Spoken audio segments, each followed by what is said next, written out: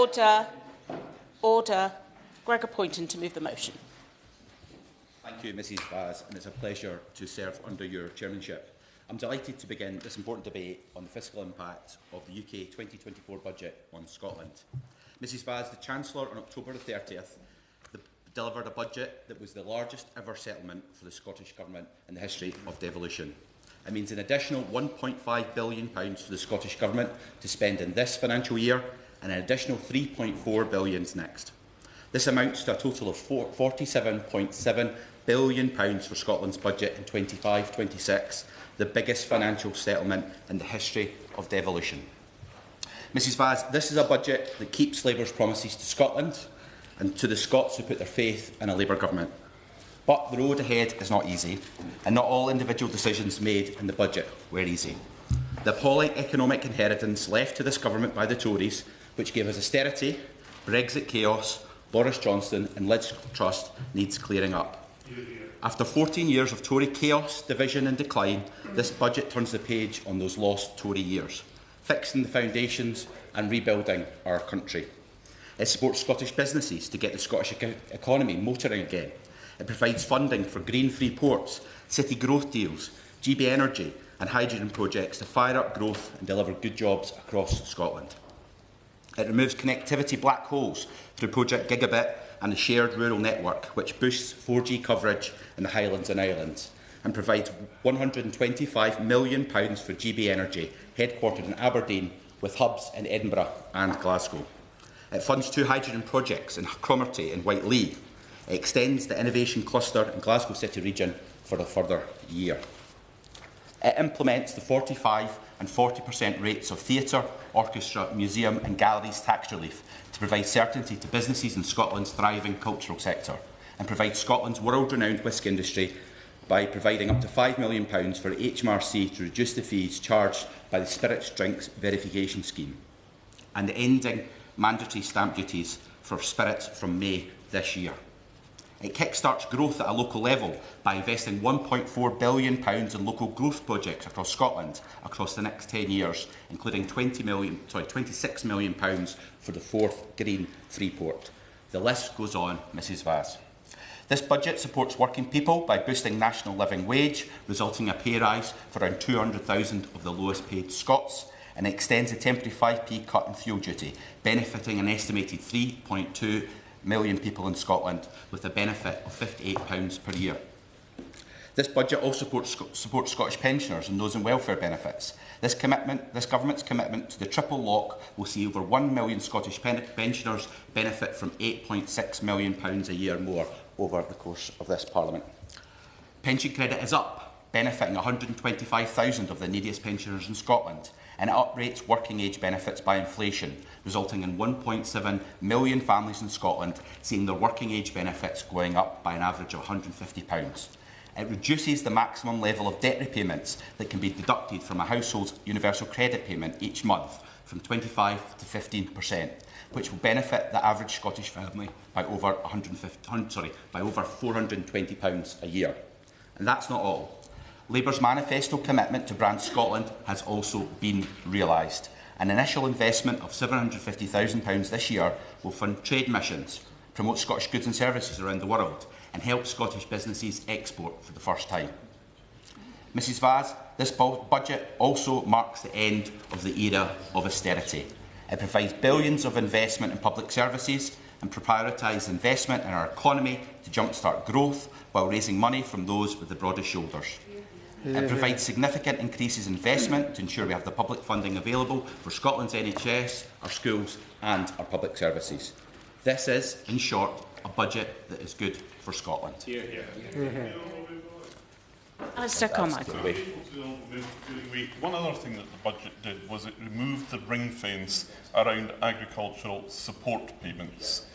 Surely an intervention as significant as that in the operation of a UK-wide market is something that should be done on a UK-wide basis. I just don't understand the rationale for the Treasury decision. Can he explain it to me? Thank Thank you. As I said at the start, not all the decisions in this budget were easy. We had been left a horrible economic inheritance from the Tories, and to make decisions, we needed decisions that needed to tackle that and clear the mess up that they had made. Indeed, decisions in this budget mean that the Scottish Government is receiving more per person than the equivalent UK Government spending for the rest of the UK. As I said, in 25-26, we will see the biggest financial settlement to the Scottish Government in the history of devolution. Sadly, however, we know from bitter experience that more money to the Scottish Government does not guarantee success, because the SNP are taking Scotland in the wrong direction and they've been careless with Scotland's money. Go ahead, sir. Ms Logan. He speaks of the ending of austerity, but how can he say that whenever we've seen the removal of the winter fuel payment and a refusal by the Labour government to end the two-child cap? Sir, we have delivered the largest budget settlement in the history of devolution. That is the end of austerity. Well, you have it, sir. You have it to spend. Decisions they've made have left a black hole in Scotland's finances. The billions in extra cash delivered in this budget must not be simply used to cover up the SNP's buy now and pay later policies. That money must reach the front line to bring down waiting lists and to drive up educational standards. The SNP have nowhere to hide now. I will give way. Red Cross. The changes to NICs means that Aberdeenshire Council are going to have to find £13 million extra in this year's budget. How's that going to help with education standards and health in Aberdeenshire? Gregor Poynton. The largest settlement that we've ever received to the Scottish Government in the history of devolution is driving up additional funding that can be spent in Scotland. The SNP, they have nowhere to hide, they have no more excuses, they cannot continue to blame others for their own economic and financial incompetence. Because the problems in the Scottish public services are not solved by simply having more money to spend, the Scottish Government needs to get much, much better at spending it. I will. Dave Dugan. I'm grateful for the honourable member giving way, and let me first apologise for chuntering for my sedentary position. That wasn't very polite of me. He says the SNP can no longer, we need to see an end to the SNP's buy now, pay later. He will be, of course, familiar with the fact that the SNP and any other Scottish Government has to have a balanced budget every year. So what does he mean by buy now, pay later? Gregor Poynton. So they're in a position that you can borrow to invest. You also have announced that you're ending the two-child cap, but with no money to pay for it. That, to me, is buy now and pay later. So because the Scots can see the SNP have lost their way, they're out of ideas, and their ministers are incompetent and they're wasteful with public money. Scots earning just over £29,000 a year pay more in tax in Scotland than the rest of the UK, something Scottish Labour will look at if we win the next election. And what will Scots do? What do Scots get for these higher taxes? A government that wastes millions on delayed discharge and agency staff on our NHS, on ferries that do not sail, and on pet projects that do not deliver for Scotland. All the while by decimating local community funding, meaning vital services are lost. Where, for example, is the vision for reform of Scotland's NHS, which lurches from crisis to crisis? What was once an annual winter crisis stretches further and further into other seasons too.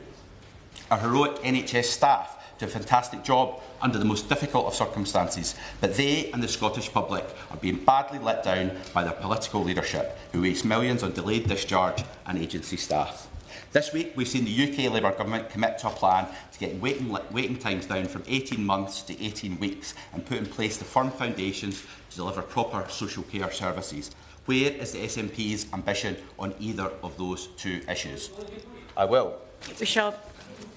They're like nothing more than to talk about the Scottish Government, and they do it every time they get the opportunity. But does he not understand the depth of anger right across Scotland in this budget? Whether that's pensioners who are currently freezing in their homes right now, whether that's child poverty campaigners disappointed that we'll do nothing about the two-child benefit cap, whether that's employers who are paying the cost of the national insurance, or whether it's farmers. Is this the reason behind this massive fall in Labour support in Scotland? So there's a large intervention. But as I said before, there is you have the powers, you have the money. It is your decision as the Scottish Government to make those decisions that you talk about. And you complain about every single penny that we have raised in this budget, but that is money that has been invested in Scottish public services. You cannot complain on the one hand, you cannot enjoy the money that has been spent on one hand and complain about every penny piece that has been raised on the other. A National Care Service bill that was ill thought through and has now been binned, and no plan to reform or be ambitious for Scotland's NHS to deliver the care our constituents need. The proposed East Calder Medical Centre in my own constituency is a textbook example of how these failings manifest themselves at a local level. Patients, doctors, the local community and health board all agree we need a new health centre in East Calder. The one thing that is holding it back is the Scottish Government's management of NHS resources. With this year's unprecedented budget settlement, the funding is now there to deliver projects like this. There's no more excuses. Mrs Vaz, where is the planning reform to unleash growth and get Scotland building again? There's a terrible shortage of planning officers in Scotland and no plan to tackle it. There's no substantive commitment to build more homes and a sign of the action needed to make that happen. The drift and lack of vision is summed up in the Scottish Government's behaviour around the proposed Berwick Bank offshore wind farm. The planning application was submitted in December 2022, but still waits a decision from Scottish Government ministers. What are they waiting for? Why are they dithering? Why does it take so long for Scottish ministers to get a grip of this important decision? As the Aberdeen and Grampian Chamber of Commerce has said, all they're achieving is putting potentially billions of pounds of investment and thousands of high-quality green jobs at risk. And the list goes on, Mrs Vaz. Where is the investment in our skills and the future of our young people, our economy and our country's prosperity? We know what the jobs of the future are. There are many sectors in which Scotland has the potential of competitive advantage if only they would take action and get ahead of the curve. But it's the precise opposite of urgency, ideas and energy from this Scottish Government. Why are we not preparing and supporting our workforce, young and old, with a wartime-like effort to train our people to take advantage of these enormous opportunities and grow our economy? More dither, delay, lack of ambition and vision for Scotland. And what are we doing to arrest the decline in educational attainment and the widening attainment gap? Well, Nicola Sturgeon once said that closing the attainment gap was the defining mission of our government. Instead, it is getting worse. Educational attainment for all children is down. For those children from the poorest homes, it is down most of all. What a shameful record of almost 18 years in power. For John Swinney, just being a bit better than Humza Yousaf is not good enough. This is a government not holding themselves or Scotland's public sector to anything like the high standards the Scottish people deserve. And so, in conclusion, I applaud the Chancellor's budget of October 30th. I applaud, above all, the huge investment in Scotland and the highest ever budget settlement for the Scottish Government. But the ball is now in the Scottish Government's court. They have nowhere to hide. They must halt the drift, the buck passing and managed decline. They must seize this opportunity to unleash the enormous potential of Scotland or make way for the Scottish Labour Government, who are ready and eager to make that happen. Thank you. There are a number of honourable members who wish to speak, and we'll have to take wind-ups at about 3:28. So the question is that this House has considered the fiscal impact of the autumn budget 2024 on Scotland. Dave Dugan. Thank you, Mrs Vaz, and it's a pleasure to serve under your chairmanship. And we always have to say that, but in this instance, I genuinely mean it. I'm grateful to be here to speak on this issue. When I saw this coming up on the agenda for Westminster, I thought, goodness me, who's brought this? And it turns out it's the government that have brought this. And I thought, well, that's all right. Well, let's see what the facts are, because this budget had precious little in it to be welcomed in Scotland. But I'll start with that which could be welcomed for Scotland. And thankfully, the Chancellor heeded the SNP's manifesto call to change the fiscal rules to allow more investment in capital infrastructure. That was a good thing, that's a welcome thing, and that will be helpful. And they also heeded the SNP's pre-budget call for greater investment in the NHS, which will be very much welcome as we try and recover from COVID and challenges in staffing. But aside from those two things where the SNP gave the government a menu on, it's been unmitigated disaster for Scotland and Scotland's economy, imposing billions of pounds of tax cuts and service cuts and tax rises that will hit working Scots in the pocket and do very little, if anything, to deliver on the promise that the people of the United Kingdom were offered as a prospectus in the run-up to the election. Of course, I'll give way. Local Crichton. I just wonder how the honourable gentleman would describe £50 million for Argyll and the Isles and £20 million for the Western Isles as a disaster. Dave Dugan. So I'm hopeful that that money will be spent and make a great difference, but it won't compensate one bit for what I'll get on to just shortly, which is the money that the Western Isles and the Northern Isles have lost out as a consequence of Brexit.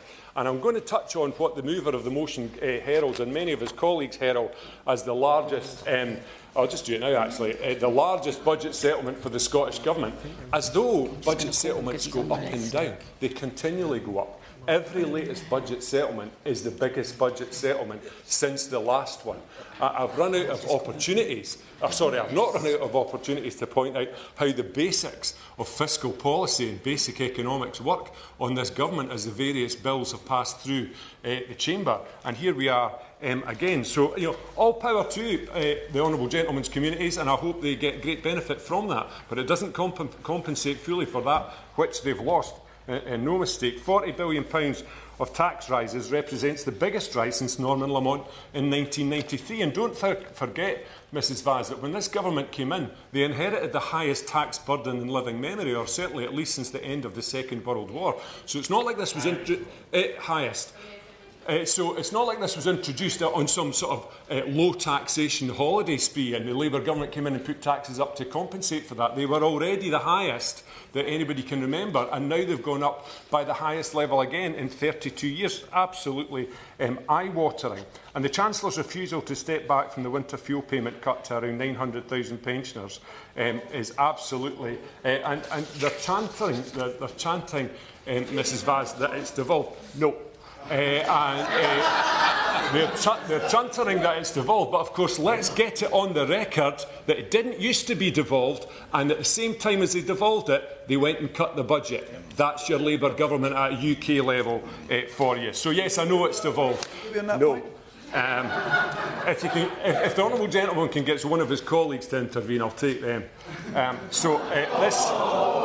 decision to raise national insurance, Mrs Vaz, was like, it's like, show me you don't know how the real economy works without showing me you don't know how the real economy works. So a punitive lowering of the floor and increasing of the rate to try and wring the money that was required to recover the economy out of employers, a drag on employment, a drag on investment, a drag on wage rises, absolutely unforgivable and totally counter to that which the government stated was their, or the Labour Party rather, stated was their aim ahead of the election, which was to create a budget for growth. Well, there will be no growth. There absolutely will not be growth as a consequence of that autumn statement. And they think they're going to raise over 20 billion, but by their own measure, by the Treasury's own measure, that figure, by the time they've made all the compensations, is down around about 10 billion now.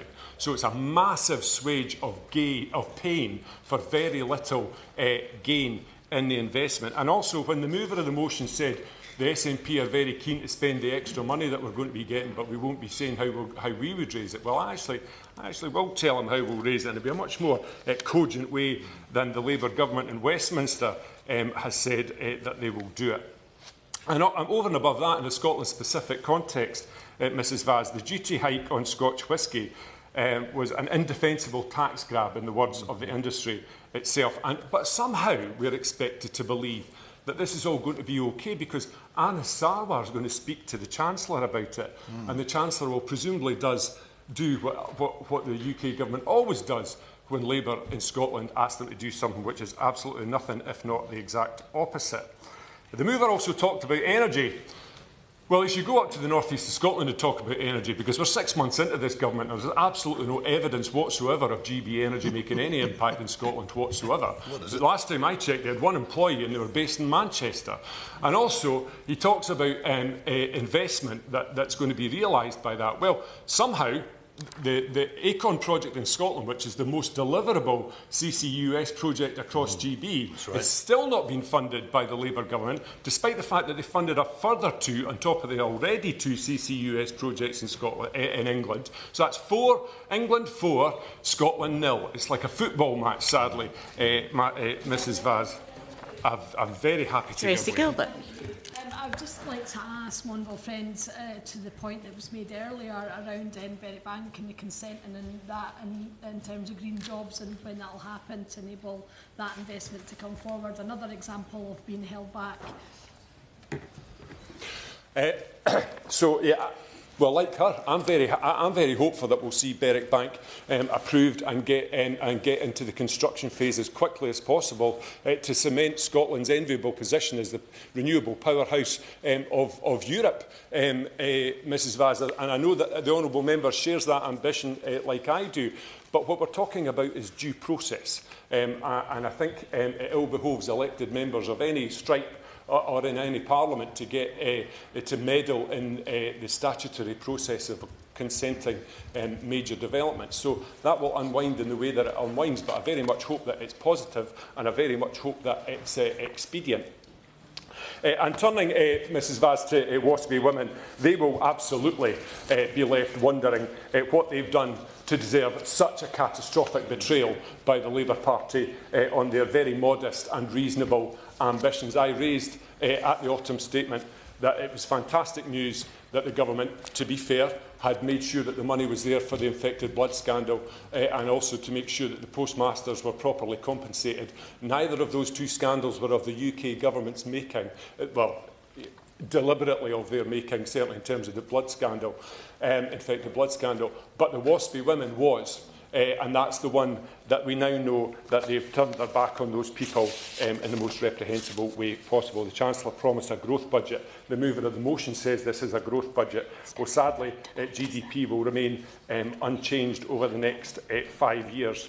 And the inflation forecast is going to compound that. Inflation set to rise to 2.6%, interest rates to 0.25% just, and mortgage rates, a brief period of respite, mortgage rates are on the course to rise again after years. People up and down these islands, and especially in Scotland, years have been hammered by the cost of living crisis, including small business. We'll be looking at this hatchet job by the Labour Party and wondering what on earth is coming next. The IFS, no less, have pointed out that somebody will pay for these higher taxes and that somebody will be ordinary working people. The OBR also say that they estimate there's only a 54% chance that the Labour government will meet its own fiscal rules through this budget, raising the question of why the Chancellor thinks this amount of economic pain will result in such a low level of fiscal gain. Investors in the agriculture sector, Mrs Vaz, Scotland's agriculture is a very much larger part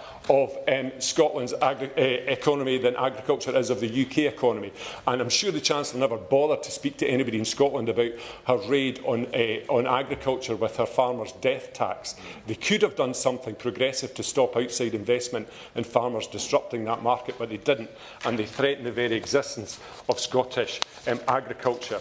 So what would the SNP have done in closing, Madam Deputy, Mrs Vaz? The SNP would certainly not have put this colossal fiscal drag on the economy of Scotland. We would have made sure that it was progressive and that it was proportionate to that which would increase economic growth. The tax regime, which I'm sure members opposite are not very supportive of, on income tax in Scotland, if it had to have been, I will give way. Which taxes the SNP would raise? Dave Dugan. Well, Can I just remind the honourable member that he's had 10 minutes already, and if every other honourable member took that time, we just wouldn't get through them. That's fine, Mrs Vaz. I'm just closing then. I don't think they will be speaking for 10 minutes, but that's not my job. So if the progressive income tax regime that's been implemented by the SNP in Scotland, which Labour criticised us when we had the powers and didn't use them, then they criticised us when we had the powers and did use them. If the UK government had mirrored our economic policy as regards fiscal policy as regards income tax, they would have raised about £16.5 billion across the United Kingdom. That would have not reduced to £10 billion because of compensations that you had to make, because it wouldn't have been a raise on employers' national insurance. You wouldn't have to compensate anybody. And also, they don't want to talk about Brexit, Mrs Vaz, but I want to talk about Brexit because it costs the UK £30 billion a year and it costs Scotland £10 billion a year. That would be a great increase in the economic output of Scotland and the rest of the UK, and they could scrap nuclear weapons, Mrs Vaz, as a final point, because the estimated budget of that in 4 years has gone up from 44 billion to 100 billion over a 10-year period, and there's an awful lot of investment that could be made in Scottish communities with that, which would boost Scotland even more. We already enjoy the highest number of GPs, nurses, midwives, teachers per head in Scotland. Anywhere else in the United Kingdom can't even touch the level of provision that we've got, and the Labour Party just going to have to suck that up. So the honourable member obviously has the title of Mr Scotland. I'm afraid I'm going to have to impose a very informal time limit of about 4 minutes, and everyone should be able to get in. John Grady. Thank you, Mrs Vaz. It's a pleasure to serve under your chairship, and I thank my honourable friend, the member for Livingston, for securing today's debate and his excellent survey of the considerable benefits of the budget for Scotland. I have to say, on economic forecasts, I'm a somewhat boring Member of Parliament. I like to read the FT, and the FT wrote a very, somewhat critical in some parts, article, but what it pointed out in its leader a few days ago was Britain's economic outlook, in fact, looks quite robust compared to other advanced economies. According to the Financial Times annual poll, economists reckon the UK will outgrow France and Germany this year. Labour's strong parliamentary majority is another positive for investors, as political uncertainty ramps up elsewhere. I could go on, but I simply point out that this government is pro-growth, pro-industry, and people understand that, and economists understand that. The budget delivered by my right honourable friend, the Chancellor, delivers on our commitments to the electorate. It gets rid of VAT on private school fees, providing more funds to state schools, including in Glasgow. It tackles poverty by increasing the national living wage, giving thousands of my constituents a pay rise. It provides pensioners with over £400 this year due to our commitment to the triple lock.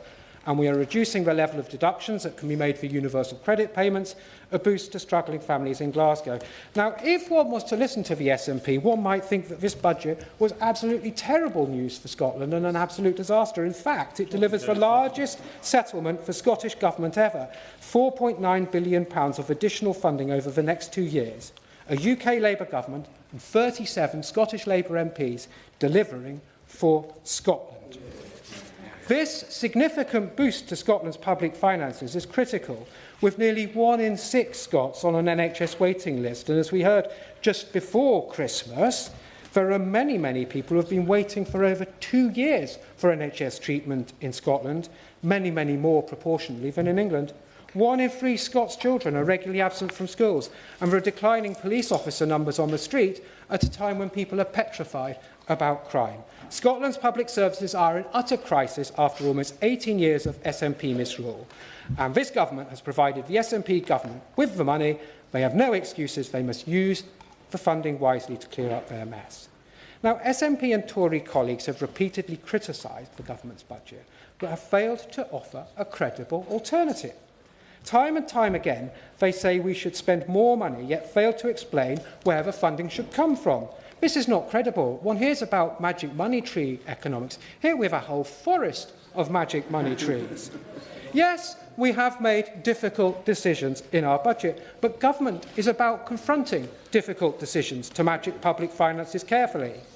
As independent experts are clear, the SNP have failed to manage the Scottish public finances. There have been 3 years of in-year emergency budget cuts due to their mismanagement, £5 billion wasted on failed SNP pet projects, whilst, for example, ferries do not sail and the islands suffer from appalling connectivity.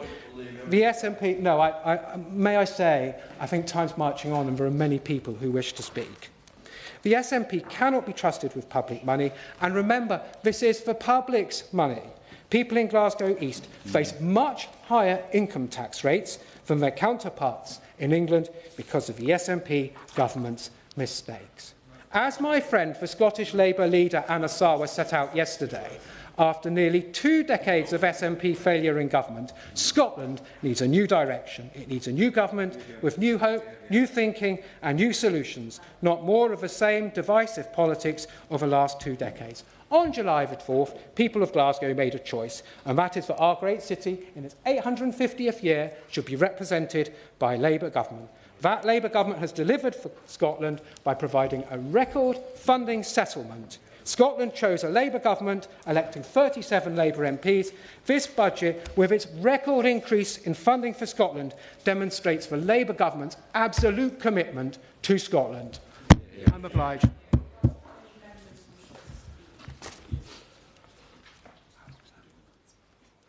Okay, Harriet Cross.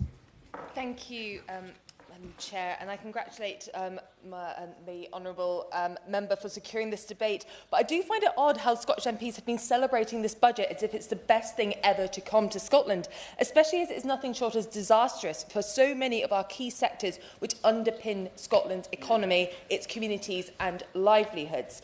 The Chancellor spoke and still does about protecting working people, indeed growing the economy in order to help working people. Yet her decision to increase employers' national insurance contribution does exactly the opposite. This £25 billion tax grab on businesses impacts their resilience, growth, investments, hiring decisions and longevity. The scale of this tax rise, the scale of the betrayal by Labour, who promised not to raise taxes on working people, including national insurance, is completely unprecedented. And for the avoidance of any doubt, because I do know that Labour seem to struggle with this, business owners are working people and they employ working people who contract working people, who supply working people who then can work elsewhere. So this next rise is a tax on working people across Scotland, across the UK, and there is no credible way that that can be denied. And this is also an upfront tax. It's a tax for having employees. They pay the tax just for having employees on the books before they even open their doors. So take weeks like this in Scotland, in my Gordon and Buchan constituency, where many businesses haven't opened because of snow and ice. This tax bill is still racking up, despite them not being able to trade. But of course, the effects of NICS is wider than just businesses. We've got charities, GPs, pharmacies, local authorities are all also impacted. I've met with my local Inverurie medical practice, and their NICS bill is going up by £75,000. They can't pass on this cost, and if they were to reduce services, they'd also have their funding reduced. So what do the Labour MPs who are celebrating this budget suggest that they do? And as I've already mentioned, Aberdeenshire Council, £13 million of NICS rises to now find, and that's on top of a £40 million black hole that they already had due to North East councils being so poorly funded by the Scottish Government. And then moving on to other matters, such as business property relief and agricultural property relief. The changes to these are cynical, cruel, misguided and absolutely damaging to the key sectors of our economy. Family businesses are the backbone of our economy, up and down the country, but including in Scotland. And this changes will decimate family businesses who have been nurturing for generations, who are the centre of their communities and who employ over 14 million people nationwide. The changes to APR, which I've spoken about a lot, demonstrate the government's complete disconnect with rural farming and ways of life. That we know that the Treasury figures are incomplete. They don't consider farms where only BPR have been claimed. Labour seem to think that all farmers are married and that both spouses will be able to pass on their farm at the same time, and effectively that it's okay to force farmers into early retirement, for them to have to leave their family home or pay full market rent to stay at the property that they've been on their entire lives. While the Treasury hides behind the claims that only 2,000 estates will be affected, we've seen that the CLA, NFU, NFUS say that it's going to be more like 70,000 farms. These figures need to be considered. And the Chancellor, as we know, is literally making farmers decide between selling their farm, selling their land, their buildings, their machinery to raise the funds. And this will leave farms commercially unviable or severely damaged. And this is farms in our constituencies across Scotland, including many of the constituencies for the Labour members opposite. It's whisky, and as we've heard, so I'll just touch on it briefly. The Prime Minister stood in a whisky distillery in Scotland and promised to back the Scottish whisky industry to the hilt. But during this time, he failed to mention that he was going to increase tax by 3.6%, bringing the tax on a bottle of whisky to over £12 for the first time. And yes, of course. Thanks, Honourable Lady. Josh Arthur. And I know she's making heartfelt points, but what we're hearing yet again is a long list of all the money-raising initiatives we've taken, and these have been opposed both by yourselves and I can hear you've been cheered on by your SNP colleagues. But I'd be interested to know from the Honourable Lady how her party would have raised the money needed to get public services in Scotland back on track. £5 billion extra coming to the Scottish Government, coming to the Scottish Government to help fund services in my constituency, the NHS, etc., and also the Honourable Lady's constituency. Where would her party have found that money? Harriet Cross. I thank you for that intervention, but as I've already said, you can give with one hand and take with the other, which is what's happening with NICs. You're taking this money away from out of councils, so it's completely irrelevant. And we've also seen, as we've said, that the ring fence has been removed in some budgets. And that has led, for example, for the rural affairs budget being not increased in real terms in Scotland, impacting our farmers again. So it goes round in circles. And I'll finally focus on oil and gas. And as we've seen, and as we saw instantly almost after the budget, the changes to the EPL and removing the investment allowances had an instant impact. Apache announcing very soon afterwards that they were going to pull out of the North Sea, citing the onerous impact of the EPL. Aberdeen Grampian Chambers of Commerce warning that 100,000 jobs are at risk. OE UK saying that 35,000 tied to specific projects are at risk. These are the changes to the budget that have real-life consequences across Scotland, but particularly in Gordon and Buchan, in Aberdeenshire, Aberdeen and North East Scotland. So in conclusion, this budget really shows the fundamental misunderstanding and undermining of Scotland's economy and communities by this Labour government. From family farms and businesses to distilleries and our energy sector, the high street, this government has chosen to burden rather than support businesses across Scotland. I'm going to have to go down to an informal 3 minutes to get everyone in. So Torquil Crichton. Mrs. Vaz, a pleasure to serve under your chairmanship, and I'd like to pay tribute to the member for Livingston for raising this important debate. And I join him in welcoming this record settlement, and it is a record settlement of over £4 billion for the Scottish Government. But I wouldn't want members to go away with the impression that somehow the Scottish SNP Government is somehow just benignly mismanaging the economy or carelessly controlling the NHS or accidentally running down educational standards in Scotland.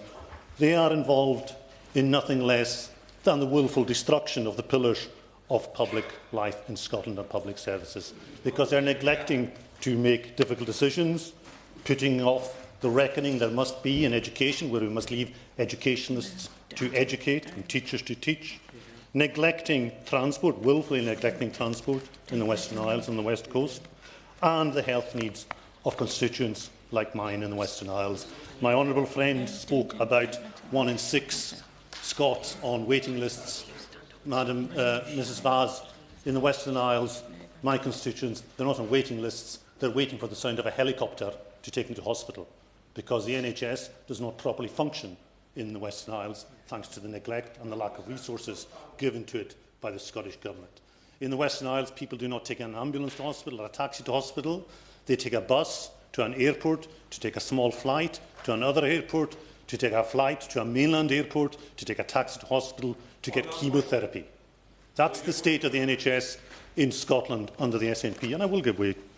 Love to hear these excuses. Thankful to the honourable member for giving way. He mentions the litany of failures as he would see it in Scotland's NHS. How then does he explain that spending per head is greater than the rest of the UK, doctors per 100,000 are higher than the rest of the UK, nurses per 100,000 Torquil Crichton. His airlifted constituents... Sorry, I'm going to have to... Torquil Crichton, I think you've had 10 minutes, Mr Dugan. I'm really sorry, but I thank the honourable member for his intervention and understand his passionate defence of his own position. But the truth is that despite higher spending per head in Scotland, that money is inefficiently used on a massive management structure, boards and quangos upon quangos, that don't put patients first, as we can see, as is evidence in the West Isles. And no better evidence of that comes in the transport decisions made for my constituents, where we have 3 companies, a Bermuda Triangle running ferry service of CalMac, CMAL, Transport Scotland, with hardly an island representative on any of these. Ask the honourable member to address the chair, please. So I must... Ask the honourable member to address the chair. I'm sorry, Madam Speaker. But on ferries, we welcome the very late arrival of the Glen Sannox and soon the Glen Rosa. A minor earthquake welcomed the Glen Sannox through the Sound of Mull as she made her test run. But we're glad they're there. But that's only one ferry crisis. There's another ferry crisis, and that's the inter-island ferry crisis, that the two ferries that connect and hold our Western Isles chain together. These ferries are limping on, and under the SNP's replacement schemes, they will not be replaced for another decade. Ferries that are made of 4 engines running on 3 engines. Our road between the Isles neglected and run down by the SNP. And I know time is short, so I won't detain the House much longer. And I've mentioned already the neglect of rural areas. We see that in rural housing, where we're facing a depopulation crisis. We're out of a budget of £25 million for rural housing. Only 17 homes have been built in rural Scotland. And all of that happens because they have a bigger budget. Of course, the Scottish Government have a bigger budget. We have no transparency on where that budget is going or how that money is spent. And the SNP, Scottish Government, have 1 year to turn that around. They better shape up or ship out. Thank you. Jamie Stone. Thank you very much, Mrs. Vaz. And it's a pleasure to serve under your chairmanship, and I mean this most genuinely as well. One of the things you should never do in this place is bore the House, but I'm afraid I'm about to do so because I'm going to sound like a cracked record. How many times have I mentioned the ongoing scandals of pregnant mothers having to travel a 200-mile round trip from Caithness to give birth in Inverness? In weather like the stuff we have right now in the north of Scotland, you have to be joking. The A9 was blocked at Helmsdale a few days ago, and thank God no pregnant mum tried to make the journey down to Inverness. I have gone on again and again and again to the Scottish Government about having a safety audit done on this perilous, perilous policy. We had a consultant-led maternity service based in Wick in Caithness, and I will give way. Talk or Crichton. I take what he says about pregnant mothers having to travel long distances. In my own constituency, pregnant mothers have to travel 2 weeks before their baby is due to another island where they're given an overnight allowance of some £50 or £60 in a tourism economy where beds cost £120. So they're having to pay out of their own pockets for their pregnancy. Jamie Stone. It is a nonsense, and constituents like the Honourable Gentleman's and mine are losing out and have lost out for years. We had a consultant-led maternity services in Keith until, hey presto, the SNP government took over, and very shortly after that, it was downgraded and got rid of, as simple as that. I have written, and others have written to John Swinney, inviting him to come north to Wick, to get in the back of an ambulance in winter and make the journey for himself to see what it's like. I do not believe we've had an answer, and I expect a dusty one when it comes. It is a scandal, it is a disgrace, and it's on the watch of the SNP government.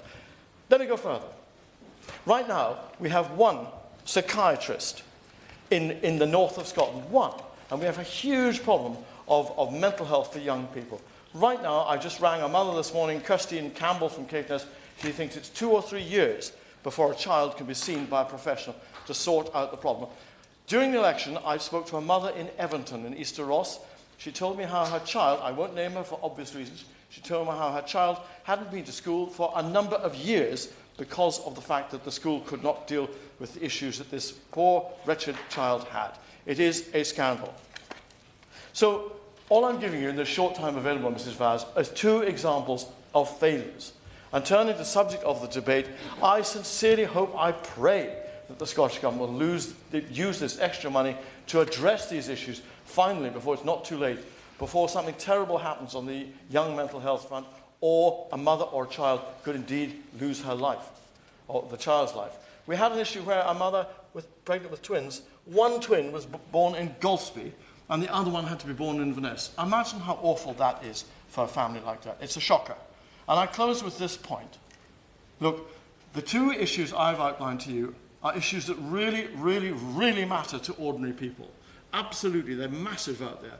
You can talk about this or that in politics, but these are big chunky ones on the doorsteps. And people are not stupid out there. I hear from my good friends in the SNP sitting to my left, and they are good personal friends. But I tell you this, what happened in July, what happened when the Honourable Member for the Western Isles was returned with the bump that he was, when my majority went up from 204 to just 11 votes shy of 10,500, that, I think, is the Scottish people telling us something. And I think anyone who doesn't listen to that is simply whistling in the hurricane. Thank you. Martin Rhodes. Thank you. It's a pleasure to serve under your chairship.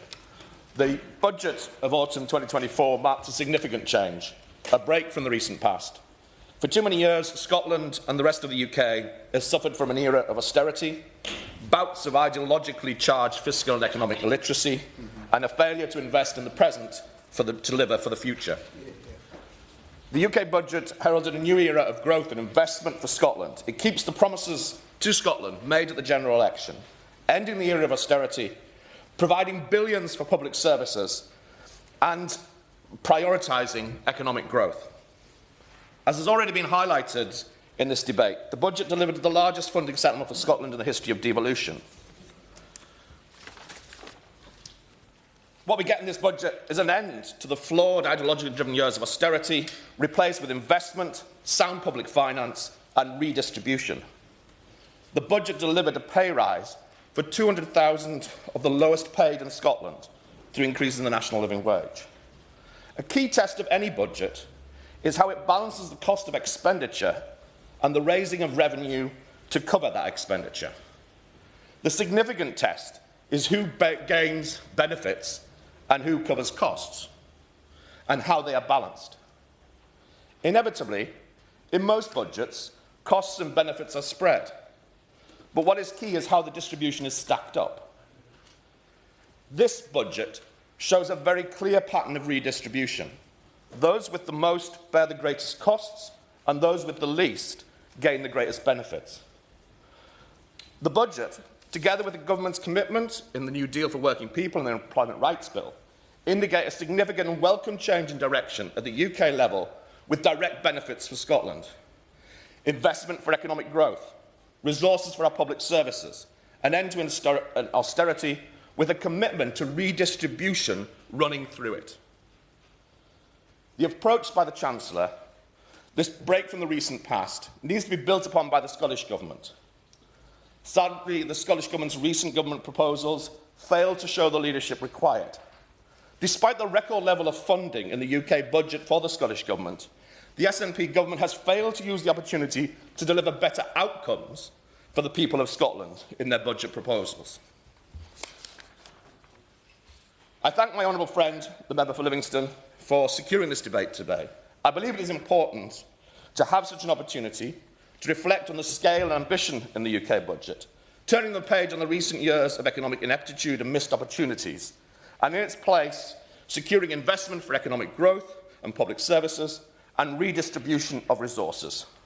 A budget for Scotland and the rest of the UK. Thank you very much. Seamus Logan. You don't want to speak? Seeing as you've asked me to speak, Ms Vaz, I will speak very briefly.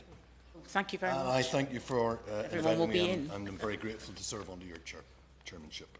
And I thank the member for Livingston for securing this important debate. Now, I've only one point to make because we're short of time.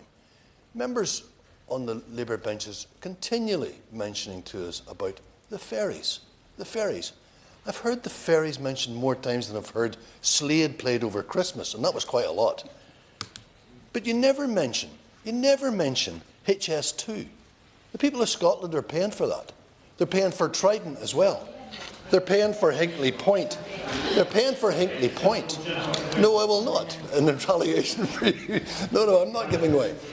Hinkley Point, Reactor 1, delayed now until 29, maybe 31. Hinkley Reactor 2, we've no date, and Reactor 3, well, God. Oh, no. Oh, finally give way, yes. Thank you, and forgive me for not giving way to him when I was mid-flow in my own speech, but we're waiting until 2032 for our ferries, 2031, 2032.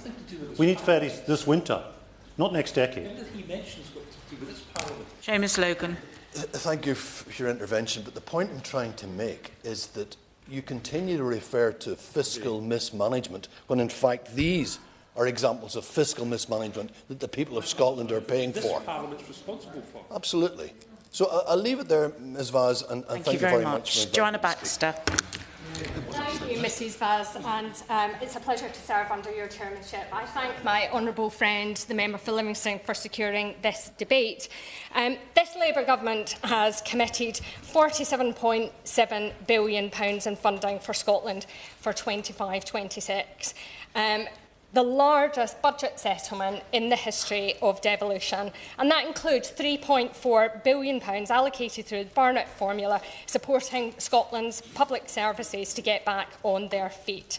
It prioritises investment in key public services, including significant funding for our NHS.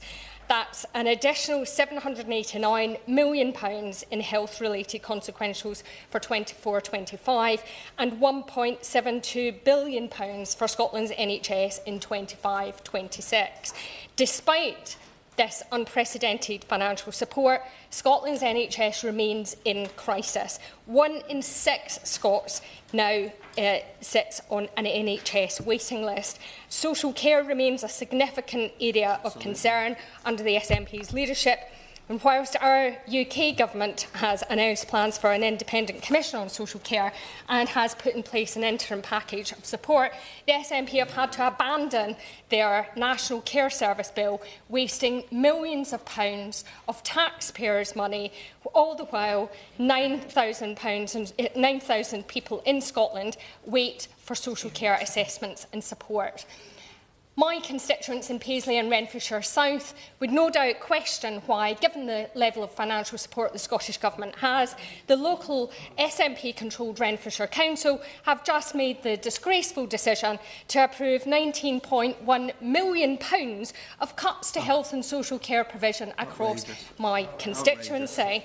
This decision will directly affect the most vulnerable people in the communities in my area, and it comes on the back of cuts already made to the closure of the Montrose Care Home and cuts to vital services such as the Falcon Day services, which support people with disabilities, and they're further evidence of the SNP's lack of a coherent plan to fix social care in Scotland. We are running short of time, so to enable others to get in, I will leave it with this. The Labour Government's investment in Scotland marks a new chapter for Scotland, one that prioritises investment in public services that work for Scottish people and are fixing the foundations of our country. The SNP have no excuses now and nowhere to hide. They should use the money they've been given to support the most vulnerable people in our communities. Thank you. Kenneth Stevenson. It's an honour to serve under your chairship. Can I begin by thanking my honourable friend for bringing this debate forward today? It is right that we recognise the positive impact this budget will have in Scotland. For too long, residents in my constituency of Airdrie and Shotts have been let down by governments who have treated working people as an afterthought. They have been let down by incompetence both from Conservative governments and here in Westminster and SNP governments in Holyrood. Indeed, Mrs Vaz, they have felt the impacts in their pockets and can see the impacts in their depleted public services. However, this budget puts us on a positive journey towards changing that. This is a budget that delivers the largest settlement for Scotland since devolution, and that will allow potential to be unlocked and public services to be invested in. It is a budget that has ended the era of Tory austerity, puts working people back to the forefront and prioritises economic growth. It is a transformative budget. Mrs Vaz, that has been a long time coming, and it is a little surprise that it is a Labour government delivering it. Indeed, Mrs Vaz, I did think that the Scottish Government would have been pleased with the settlement they have received from this UK Labour Government. It has given them the opportunity to right the wrongs of their almost 20 years of mismanagement and incompetence and deliver a budget that works for Scotland's working people. Yes. Jamie Stone. I wonder if the honourable member would agree with me, and he's making an excellent contribution. Would you agree with me that the reason that the SNP government did not welcome the announcement was that the Labour government successfully shot the fox? Stevenson. I entirely agree. And we could go on. We could go on about GPs, 800, 1,000 missing. They promised that. We could go on about ferries. We could go on about everything. We could go on about selling off the seabed for well under what was required, and not having any manufacturing input in Scotland for wind turbines or solar or absolutely anything, any advanced manufacturing. No, I will not give way. Yet only yesterday we heard from the First Minister of Scotland, who ironically warned that not supporting his budget would play into the hands of populists. All the while, Mrs Vaz, he leads a party that has spent almost 2 decades pitting working Scots against one another in the interests of the Scottish National Party rather than the interests of Scotland. People can see through the Scottish Government, just as they saw through the Conservative UK Government, their attempts to desensitise the electorate to the horror stories we hear on a daily basis will fall flat, because this Labour budget ensures that they have the money, they have the power, and there cannot be any more excuses. They have the votes. The First Minister should end the shadow boxing and focus on using the settlement provided by the Labour Government to deliver for Scotland. This Labour budget is promising for the people of Airdrie and Shotts, and I look forward to working with the Scotland Office and other departments to ensure these impacts are felt. The Airdrie and Shotts constituency was at the heart of Scotland's old industrial heartlands, and it has all the skills and ability to be at the heart of a modern industrial strategy in this new era. I am pleased that this Labour budget will unlock the potential of my constituency and its people to do so. Thank you, Mrs Vaz. Thank you. Graham Downey. Thank you, Mrs Vaz. It's a pleasure to serve under your chairmanship. Chair, for years the SNP Scottish Government was able to blame an incompetent Tory government for their own failures. Tory austerity had huge impacts for Scotland. They crashed the economy, took money out of vital reserved areas such as defence, and oversaw the systematic destruction of communities and failed to properly invest in our country. But the SNP have also failed in their 17 years in power. Scottish Fiscal Commission, Audit Scotland, the Fraser of Allender Institute and others have all criticised the SNP's failure to respond to the pressures on Scotland's public finances. Indeed, Chair, just before I came to the debate today, I read that the Scottish Fiscal Commission has warned the Scottish Government that their back-of-a-fag packet commitments could mean a cut to 15% to other areas of public spending. Scottish people deserve better. I'm going to choose not to give way because I'm very conscious of time and others still wishing to speak. The SNP has fundamentally failed to use the powers the Scottish Government has to grow Scotland's economy and has instead presided over low growth and low productivity, areas that the UK Labour Government are now fixing, and the Scottish Government should be learning lessons. Time and again they have chosen political division over real progress. The litany of failure is embarrassing and they don't like hearing about it, but here it comes again. From wasting millions of pounds of public money on ferries, failed attempts and expensive attempts to fix health and social care, reductions in police numbers, cuts to fire and rescue, longer NHS waiting lists and higher taxes on working Scots than any other part of the UK. They even robbed Scotland's offshore wind resources to paper over 17 years of failure. And all of that lies firmly at the door of the SNP Scottish Government. Most worryingly, Mrs Vaz, they have failed in fully devolved areas such as education and skills to give young people the opportunities and support they need and deserve to fulfil their own ambitions and meet their aspirations. The long-term impact of the pandemic on young people is often forgotten, with isolation leading to missed opportunities, lost life experiences and still unknown impacts on mental health. Yet the SNP are telling health boards not to even ask for additional funding despite the increase in their budget. Madam Chair, the SNP excuses must now be at an end.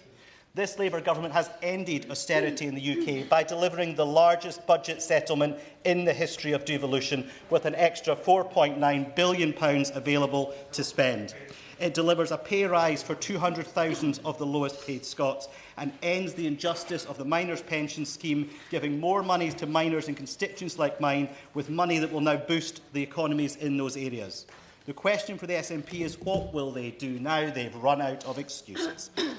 I would hope they would use the power and funds they have to take action, like finally making good on a promise to build a new health centre in Kincardine that was promised over 10 years ago in my constituency, to invest properly in NHS dental services. Mrs Vaz, it is an outrage that there are currently no dentists in my constituency taking on new NHS patients, to properly fund our police to help tackle antisocial behaviour like we have seen recently in Dunfermline city centre, Chair, the 2024 UK budget has delivered for the whole country, and this UK Labour government is getting on with the job in health, education, transport and the funding of local services, all while the SNP whinge, complain and deflect. It is time for them to take responsibility or get out of the way for a Scottish Labour government that will get Scotland heading in the right direction once again. So I can get the last two speakers in if they take a minute each. It's your colleagues, not anyone else. Tracy Gilbert. Thank you, Madam Chair. It's a pleasure to serve under your chairship. I also want to congratulate my honourable friend and member for Livingston for securing this important debate. Seeing as we're so short on time, I will try and cut this down to a minute. Madam Chair, an area of the budget I would welcome is an announcement from the Ministry of Housing, Communities and Local Government over the recess to allocate £150 million to community projects across the UK, including £1.7 million to North Edinburgh Arts, part of the new Macmillan Hub in my Edinburgh North and Leith constituency. The new hub is the first of its kind in Scotland, co-locating a community-owned venue, third sector services and council services for the benefit of local residents. The Macmillan Hub will provide an accessible and high-quality creative learning, enterprise and meeting space alongside a social enterprise cafe, community garden, public library, a dedicated skills hub, as well as an early learning and childcare centre for 185 children. This investment will be transformative for the Muirhouse constituency, and it will be a joined-up approach, more of which I hope to see delivered. Thank you very much. Richard Baker. Thank you, Mrs Vaz. It's a pleasure to serve under your chairship. But with my 1 minute, I want to talk about a real opportunity for my constituents in Glenford and Mid-Fife to boost our renewable sector through investment which has been outlined in the budget, and also through the crucial decision which has been made by my colleagues in government through the hard work of the Secretary of State for Scotland, Ian Murray, and through the hard work of the Secretary of State for Business and Trade to secure the future of the Methil Yard in my constituency, along with the future of the Arnish Yard in the constituency of my honourable friend, the member for the Western Isles. Together, that saves over 350 jobs and skilled apprenticeships. What a fantastic opportunity we have, and I hope there will be collaboration between the Scottish UK Government to look to the future of both of those yards, because we have so much more potential than we are realising right now in our energy sector and in our renewable sector in particular. These yards have a crucial role to play. The potential they have to grow that workforce and economic impact is massive, and through GB Energy, based in Aberdeen, with a £125 million investment, the opportunity is there to build to the future too, with over £5.8 billion allocated to the National Wealth Fund. We should be working together to look to bids for how these yards can work in the future and secure economic benefit and growth for Scotland. So, with my minute, I think those are priorities we should look for the future, and they are priorities offered because of the actions taken by the Chancellor in this budget. Thank you very much. I call the Lib Dem spokesperson, Christine Jardine. Thank you very much, Madam Deputy. Mrs Vaz, it is a pleasure to serve under you as Chair, and I congratulate the Honourable Member for Livingston on securing this debate on the impact of the UK budget in Scotland. I do welcome the increased investment in the NHS and vital cash boosts for Scotland, but with all due respect to the Honourable Member for Angus and Perthshire Glens, it cannot be underestimated how much we needed it, given the mess, the chaos that the SNP government has created in our public services over the past 17 years, and our ferries. Indeed, we hear today that the new Glen Sannox is being removed from service. Again, chaos. And I would agree with the comments from so many members, particularly the Honourable Member for CSE, Caithness Sutherland and Easter Ross, on the problems that we're facing. But while I do welcome the money in the budget, we have heard repeatedly from the Chancellor and other ministers, and no doubt we'll hear again today, that the Government has had to take tough decisions since coming into office. Well, many of my constituents in Edinburgh West are beginning to say, yes, every government has to make tough decisions, but did this one have to make these decisions? Just before Christmas, I spoke to a number of businesses in Edinburgh West, and many of them are concerned about the impact, the negative impact, that increases in employer national insurance contributions will have on them. Some are worried they'll have to make cuts to staff. Others are trying to avoid putting up prices and passing the tax hikes on to the public. But all of them are trying to find ways of making it work, and all of them are struggling. 40% of Scots now believe more SMEs will close in their communities as a direct result of this government's decisions. More than half believe that prices will have to go up. And that's after the worst cost of living crisis in a decade. It's not what any of them needed.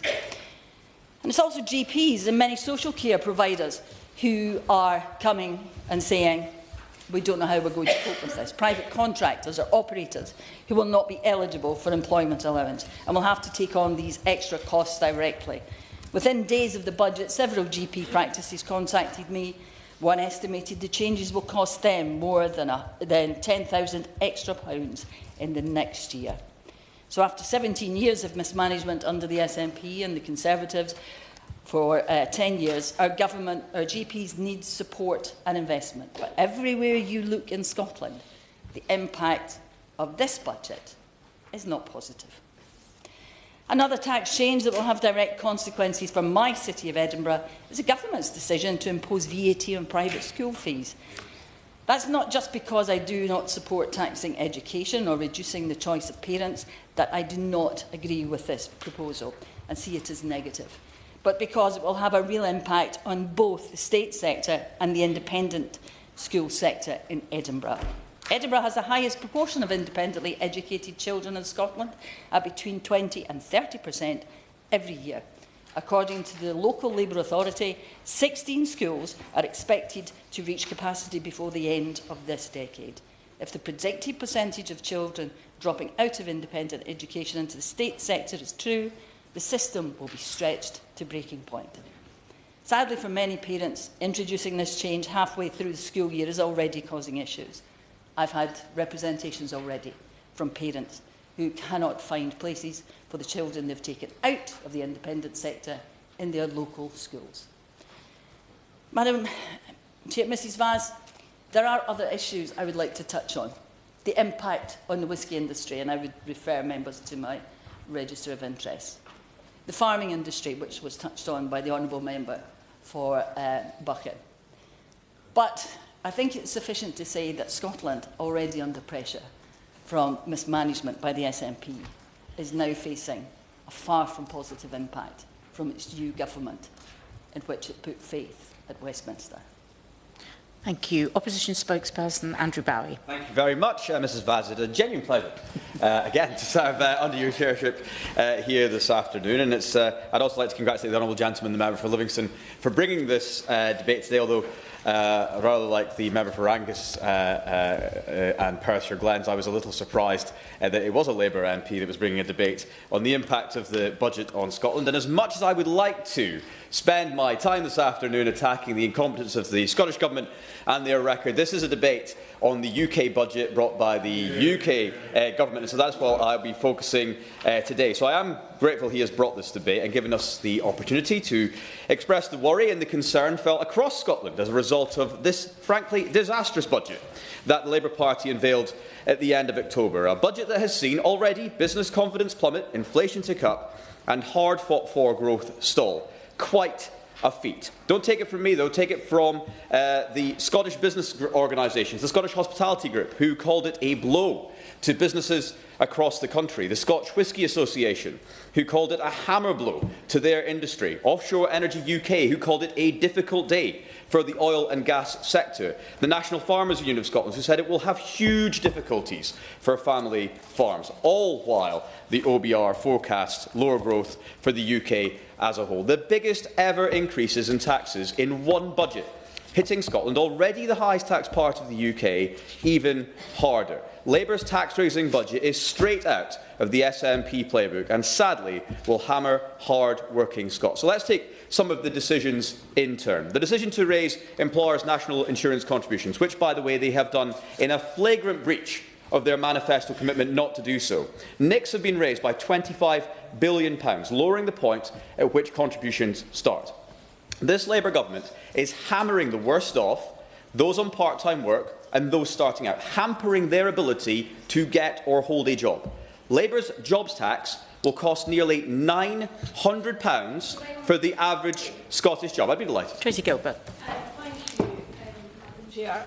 Would my right honourable friend agree that actually 200,000 Scots will benefit from the New Deal for working people, some of the lowest paid, poorest families in our communities?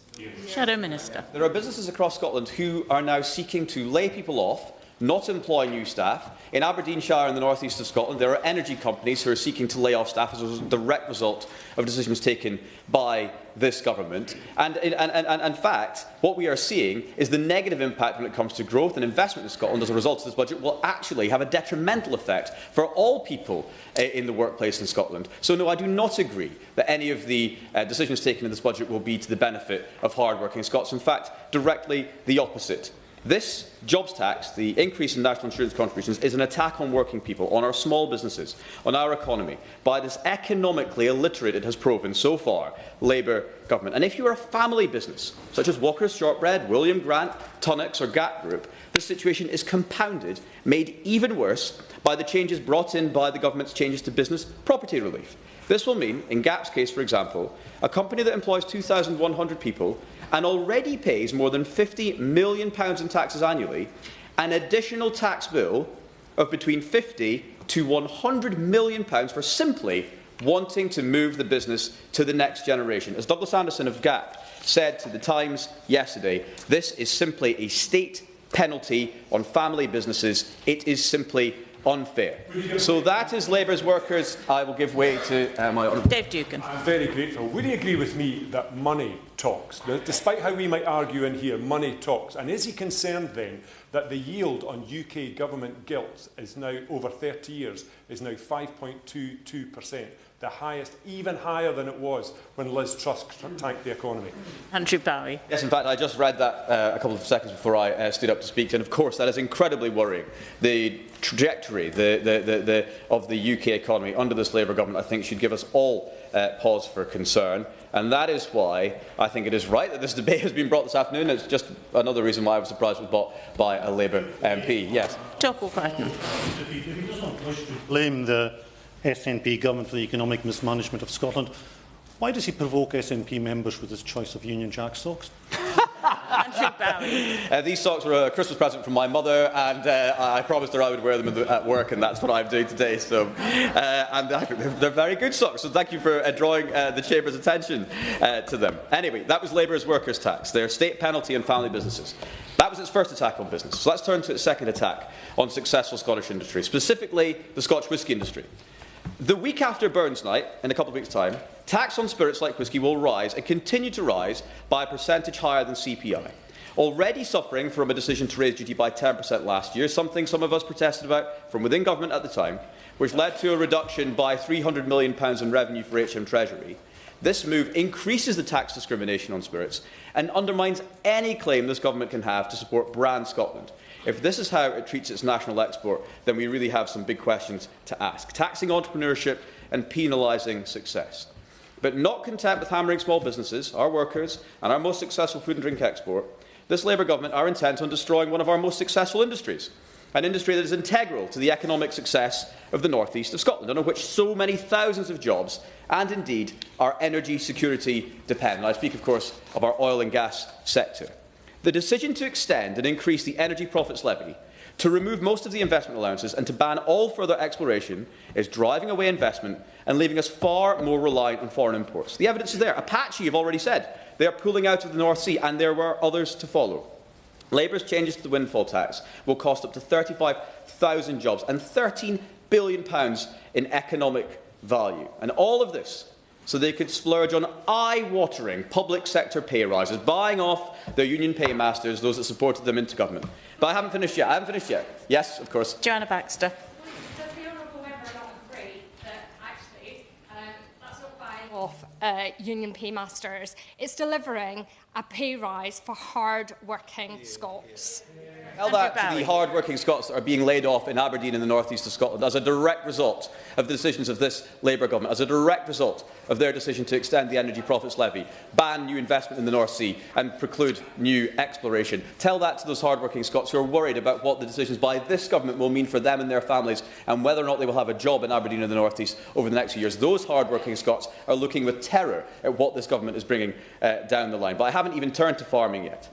I'm incredibly proud to represent some of the best farms producing the best berries, beef, lamb and crops in Scotland. The vast majorities of these farms are family-owned, and due to the changes in the agriculture and business property relief outlined when I described the situation facing family businesses, their future is incredibly uncertain.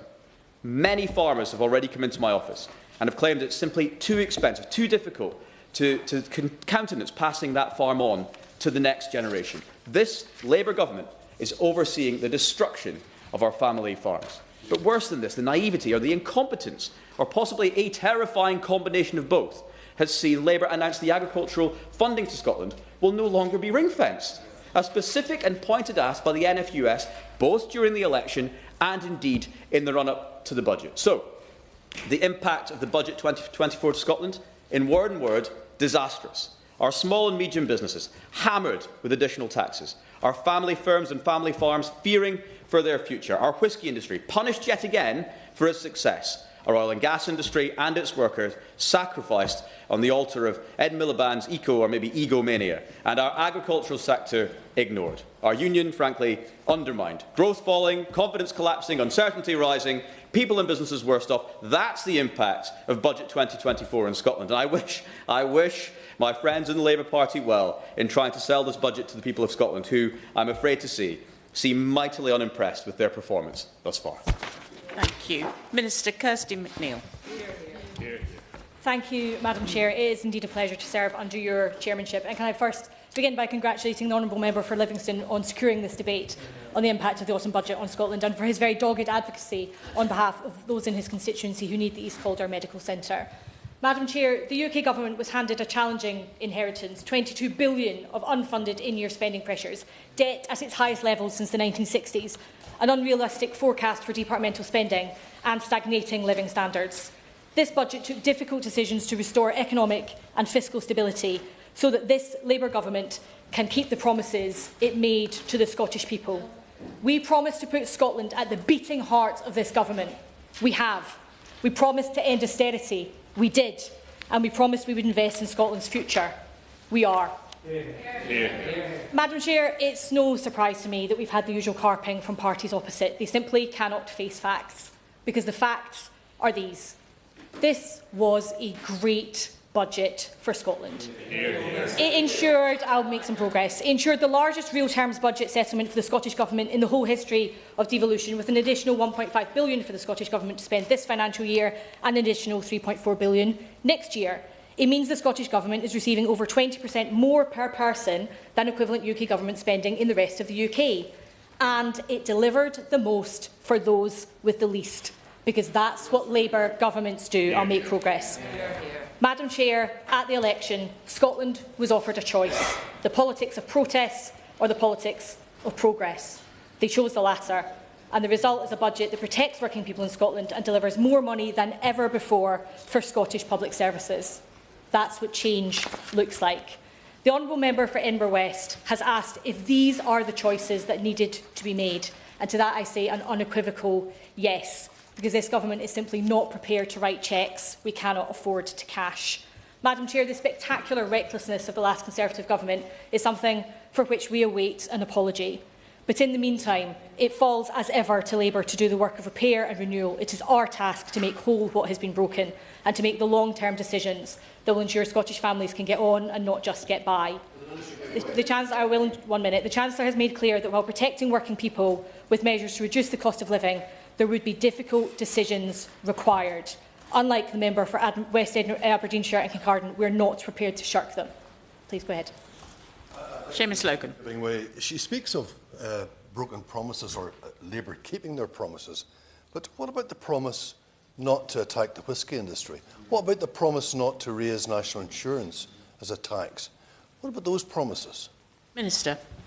We have made responsible tax choices entirely in line with our manifesto. That's why the rates of employers' national insurance will increase by just 1.2 percentage points. The smallest businesses will be protected, as the employment allowance will increase from £5,000 to £10,500, allowing Scottish firms to employ 4 national living wage employees full-time without paying any employer national insurance on their wages.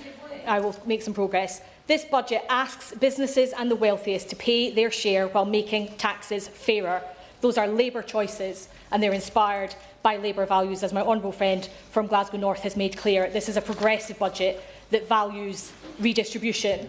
And just as our budget, I'll make some progress, and just as our budget choices reflect our values, so too do the ways in which parties opposite choose to oppose them, whether it's opposing our end of the tax break on VAT on private schools, whether it's opposing, as the Honourable Member for Gordon and Buchan does, our attempts to bring the agricultural property relief into balance. As you will know, the latest figure from 2021 to 22 show that 40% of the value of APR went to just 7 claimants. That's neither sustainable nor fair, which is why I support the Labour government's changes. I will.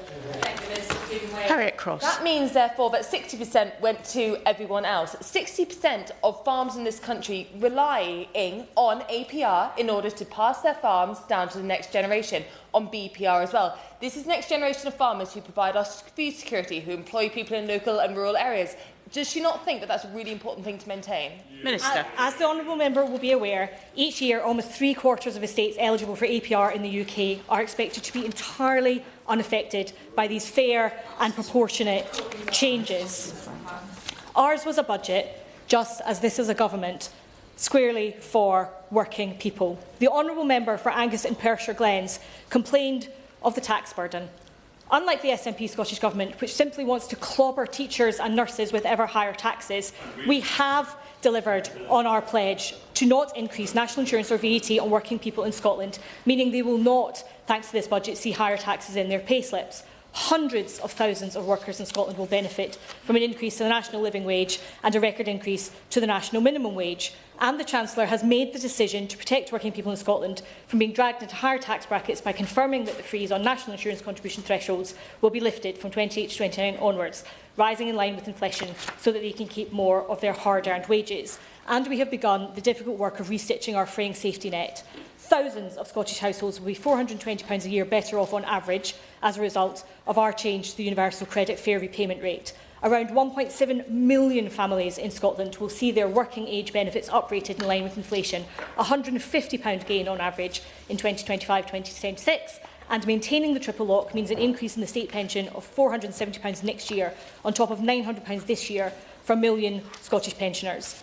And let me pay special tribute to the campaigners and fellow trade unionists who fought for changes to the mine workers' pension scheme. Thanks to their efforts and the decisions of this Labour government, nearly 7,000 retired mine workers in Scotland will get an extra £1,500 on average in their pension. Finally, justice for those who powered our country. I'll make some progress. The honourable member for Caithness, Sutherland and Easter Ross, and my honourable friend from the Western Isles, shared moving testimony about the impact of changes from the Scottish Government in rural communities. And my honourable friend from Paisley and Renfrewshire South talked about the crisis in NHS and social care. The answer to all these challenges is the same: investment in our public services. And that is exactly what this budget is designed to do. I'll make some progress. Now, Madam Chair, as you might imagine, while I have been listening very intently both to the speeches and the chuntering from the honourable members opposite, I've not actually been taking any notes about economic credibility. The Fraser of Allender Institute, Audit Scotland and the Institute for Fiscal Studies have all confirmed that the challenges in Scotland's public finances are a mess of the SNP's own making. And as for the party that bought us Liz Truss, I think the verdict of the people of South West Norfolk probably tells us all we need to know. I'd urge everyone instead to listen to my honourable friends from Dunfermline, Airdrie and Shotts, Glasgow East, Edinburgh North and Least and Glenrothes in Mid-Fife about how to get Scotland growing. Because, Madam Chair, our objective is, of course, not simply to rescue our economy from the havoc wrought by the Conservatives, but to grow our economy. That's why we've supported Great British Energy by providing £125 million next year to set up the institution at its new home in Aberdeen. A huge boost to the Granite City, inexplicably voted against by the member for Aberdeen South and his fellow SNP MPs. All people sent here to deliver for their constituents, but who instead sought to sabotage this investment that would benefit them. And, Madam Chair, I'm also pleased that we've been able to confirm our commitment to invest nearly £1.4 billion into important local projects across Scotland over the next 10 years. We've also confirmed that all 12 regions of Scotland will be covered by a growth deal. Our investments include nearly £890 million of direct investment into Freeport's investment zones, the Argyll and Bute growth deal, and other important local projects across Scotland. No, I'm going to make some progress. These, Madam Chair, are all the choices of a government resolutely focused on the future. In conclusion, Madam Chair, this budget does exactly what Scottish Labour was elected to do. It secured billions for Scotland. The SNP voted against it. I'm going to make progress. I'm going to make progress. It secured billions for Scotland. The SNP voted against it. It delivered a pay rise for 200,000 of the lowest paid Scots. The SNP voted against it. And it ended Tory austerity.